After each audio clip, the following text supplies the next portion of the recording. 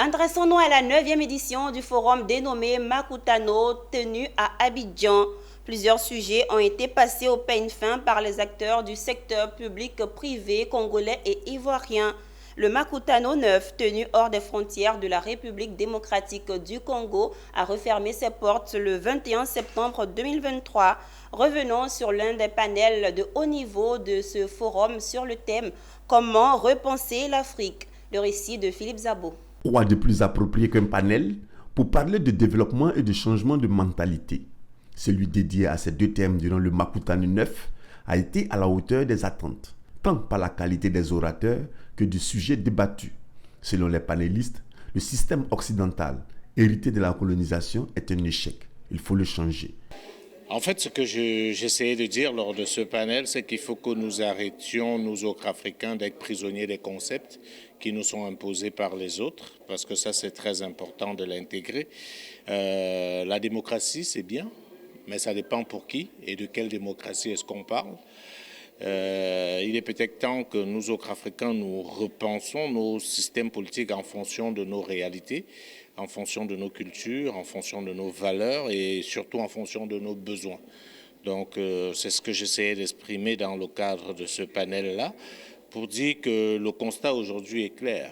La démocratie telle qu'on l'a fait en Afrique était un échec cuisant.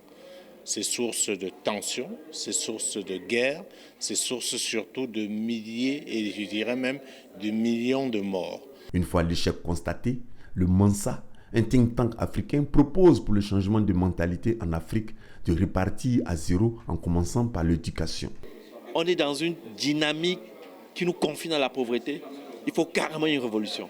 Il faut une révolution pour changer. Et cette révolution-là, il ne faut pas la faire avec les outils empruntés. Il ne faut pas la faire en essayant d'être quelqu'un d'autre. On va la faire à l'africaine, avec nos valeurs. On va interroger notre histoire pour repenser notre gouvernance, pour repenser notre éducation, pour attaquer les sciences et technologies. Et c'est donc ça, Mansa. Un mouvement d'abord de réflexion qui doit asseoir les bases de ces analyses-là, de ces diagnostics, et faire des propositions concrètes dans une intelligence collective, à travers une plateforme qui va être animée tout le temps pour qu'émergent des solutions et un vrai projet et de vraies propositions pour l'Afrique que nous voulons pour demain.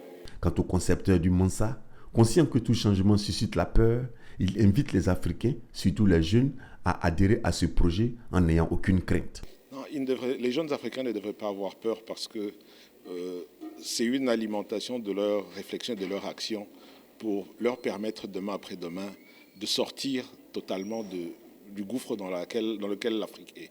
Mansa, c'est pour alimenter votre action demain après demain, pour libérer l'Afrique et pour vous libérer vous-même. L'Afrique doit devenir riche et ça passe par vous. Le concept Mansa est né en 2023. Il fait allusion à l'empereur malien Mansa Moussa, homme riche qui aurait effectué un pèlerinage à la Mecque en 1325. Il est une invitation aux Africains à la décomplexion face aux enjeux économiques mondiaux.